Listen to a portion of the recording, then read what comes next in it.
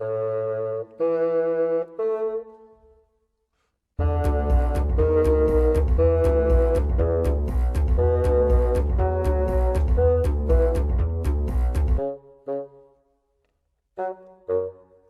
it's jazz, the place is roaring, all beautiful girls in there, one mad brunette at the bar drunk with her boys.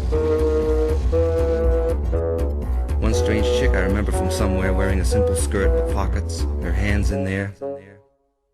Short haircut, slouched, talking to everybody.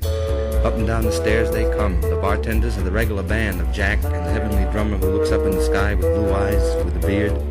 He's wailing beer caps of bottles and jamming at the cash register, and everything is going to the beat. It's the beat generation, it's Bayat. It's the beat to keep, it's the beat of the heart. It's being beat and down in the world, and like old-time lowdown. And like in ancient civilizations, the slave boatmen rowing galleys to a beat.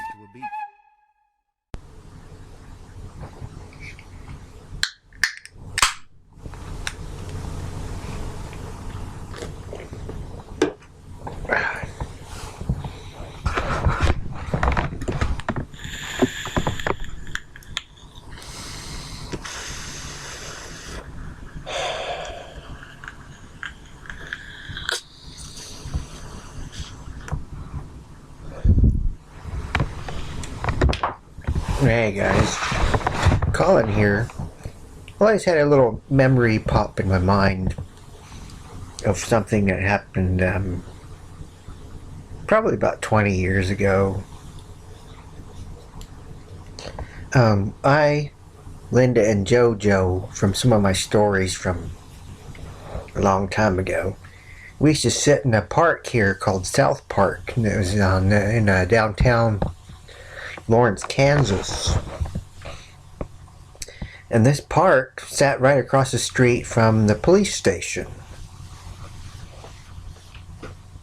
And it was probably about 10 o'clock at night. We used to sit down there sometimes on a park bench, and we'd all be sitting there. We'd have a 40-ounce bottle of whatever we were drinking at the time. I can't even remember. It might have been Schlitz malt liquor or something like that. Back in the day, I used to have an iron stomach for that stuff, but now, you know, it's just I have to drink light beer because I can't handle the hard stuff anymore. But anyway, we'd all be sitting down there probably about between 10 and 12 a.m. on the weekends. But I remember sitting down there, it'd be about 10 o'clock at night, and the police station across the way would be having their shift change. And they got in the parking lot out in front of the police station. They got in there and they tested out all of their lights, mechanical systems, sound systems, all of that stuff. And so we kind of sat there like we was watching a movie, wondering if they were going to get in there and come over and bust us at any moment. So we was kind of living on the edge sort of thing. And we'd watch all of that, testing all the red, blue, and white lights on top of their cars. I don't remember if they had any police dogs out there sniffing around the tires or what, taking a piss. Who knows? Anyway, that was a memory that just popped in my head a little while ago, and I don't know why I wanted to record it for one of these things. A lot of stuff went on at that park back in them days. We'd just be innocently sitting there, and there'd be people walking by. A lot of times there'd be other. The park is right next to downtown Lawrence, and downtown Lawrence is, at one time, Lawrence was considered the biggest college party town in one of the biggest in the United States.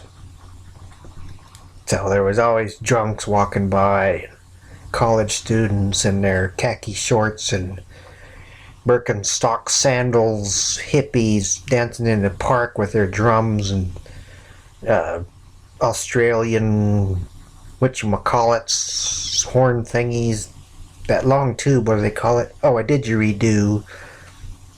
There'd be groups of them downtown playing the little bongos and playing their didgeridoos in the park, you know. It used to be one of those type of, it still kind of is, but they don't have didgeridoos now. There's just mostly people with guitars on the corner. Somebody might be playing a jazz horn with their case open, wanting $1 or $2, that sort of thing. And plus, it's a college town. There's also students standing around with clipboards to get you to sign the next petition for the next great thing that the next great thing. I don't know what is the next great thing? The next great thing that whatever their whole bullshit story is.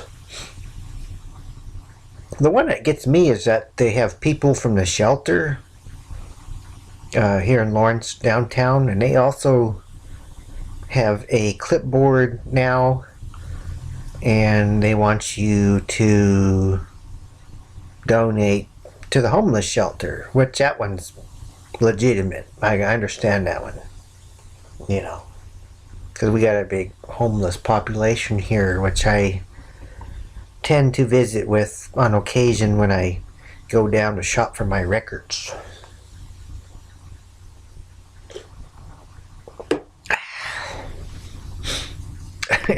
Well, I went through a whole babble, so I'm going to end this with a poem again.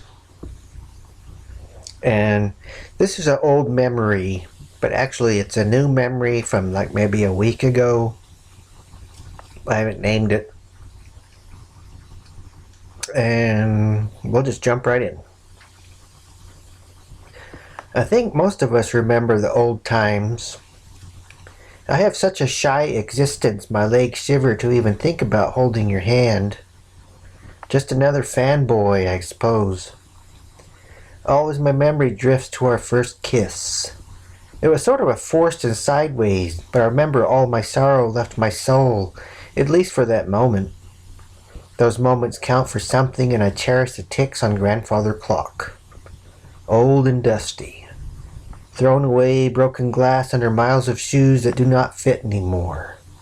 I thank you for the scars left and healed in 1 or 2 turns around a second. And that is another episode of Radio Crazy. Calling over and out, and Weirdos Unite.